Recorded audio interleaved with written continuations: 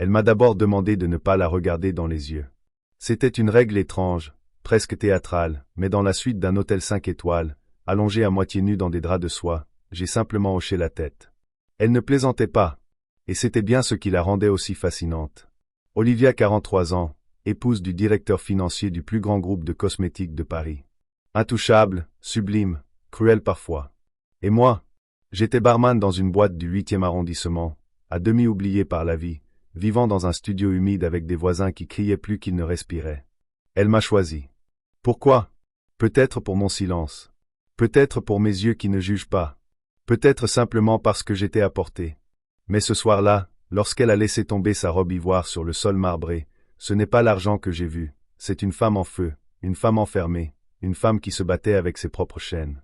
Et elle voulait que je sois son secret. Tout a commencé par un simple verre. Elle m'a demandé un gin basilic au bar de l'hôtel. Elle était seule, malgré son alliance, et elle ne regardait personne.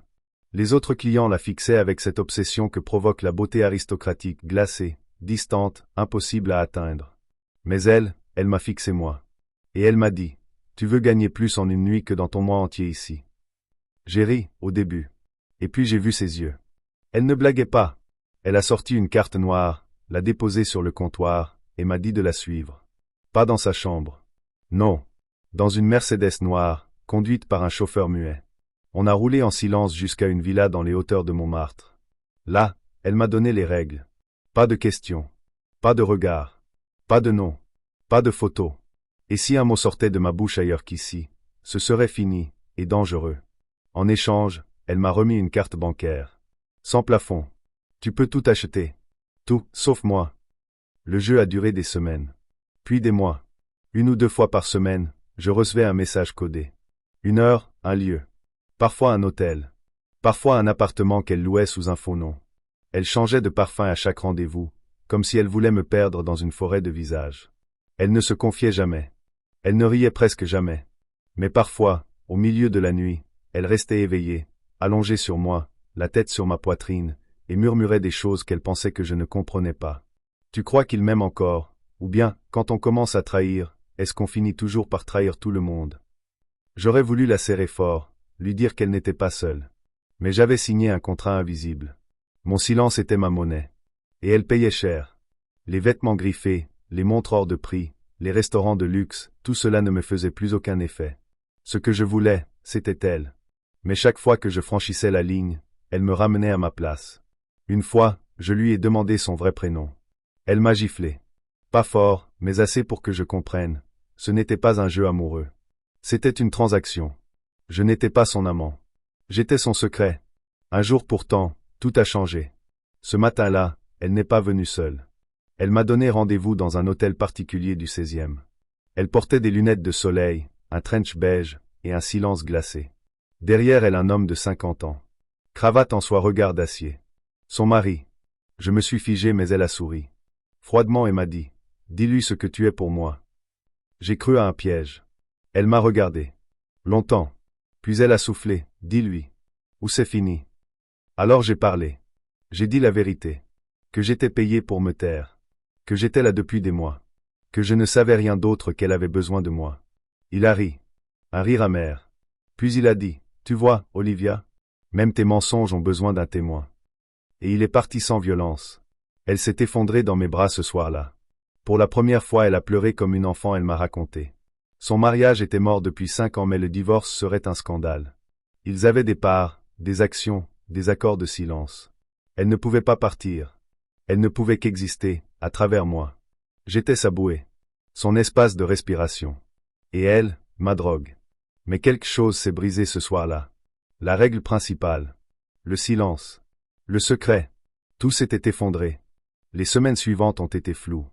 Elle ne répondait plus. Les virements continuaient. Les cadeaux aussi. Mais elle ne venait plus. J'avais l'impression d'être entretenu, par un fantôme.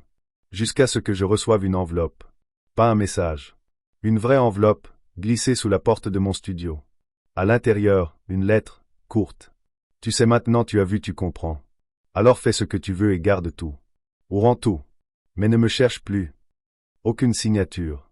Juste une dernière carte, un accès à un coffre dans une banque privée. À l'intérieur, une montre de luxe. Et une clé. Je n'ai jamais su ce qu'elle ouvrait. J'ai continué à vivre. À travailler. Puis j'ai quitté mon poste. L'argent me suffisait. Mais pas l'amour. J'ai essayé de la retrouver. Rien. Pas de traces. Pas de nom. Juste un vide. Et parfois, dans un restaurant, ou un aéroport, je crois la voir. Une femme dans un manteau beige des talons. Une silhouette. Mais ce n'est jamais elle ou alors elle se cache. Je vis bien aujourd'hui. Je possède un appartement, une moto, une vie sans souci. Mais je vis sans elle. Et parfois je me demande, est-ce que tout ce luxe valait son silence? Ou est-ce que j'ai été, moi aussi, acheté, pour ne plus jamais parler d'amour? Parce qu'au fond, je crois qu'elle m'a aimé. Mais elle préférait payer, plutôt que l'avouer. Les jours ont passé, puis les mois. J'ai déménagé. J'ai changé de nom sur les réseaux sociaux. J'ai coupé tout lien avec les gens d'avant. J'étais devenu invisible, mais riche. C'est étrange, l'argent. Il te donne accès à tout ce que tu désires, sauf aux réponses. J'avais de quoi m'acheter une Maserati, mais pas une explication. Je pouvais commander une montre à 30 000 € en un clic, mais je ne pouvais pas entendre sa voix me dire pourquoi elle était partie.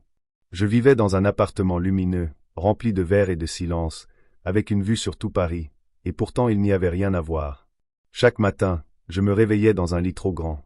Et chaque nuit, je rêvais d'elle. Non pas de son corps, que j'avais connu jusqu'au moindre frisson, mais de son absence. De sa façon de marcher, de retirer ses bagues avant de m'embrasser, de refermer sa robe sans jamais se retourner. Elle m'avait apprivoisé puis abandonné comme un oiseau qu'on relâche après l'avoir enfermé trop longtemps. Et moi, je ne savais même pas si j'étais libre, ou juste seul.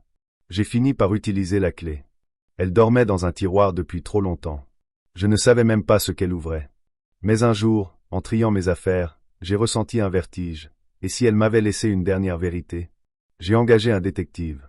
Je lui ai tout dit, ou presque. Il m'a regardé comme on regarde un homme en manque d'oxygène. 2 semaines plus tard, il m'a rappelé. J'ai trouvé ce que la clé ouvre. Un coffre. Pas une banque. Une pièce. Dans un appartement discret, vers Saint-Sulpice. Loué au nom d'une société écran. C'est un endroit, très personnel. Je suis allé seul. L'immeuble était ancien, protégé par 2 portes blindées. Au 4e étage, la serrure a reconnu la clé.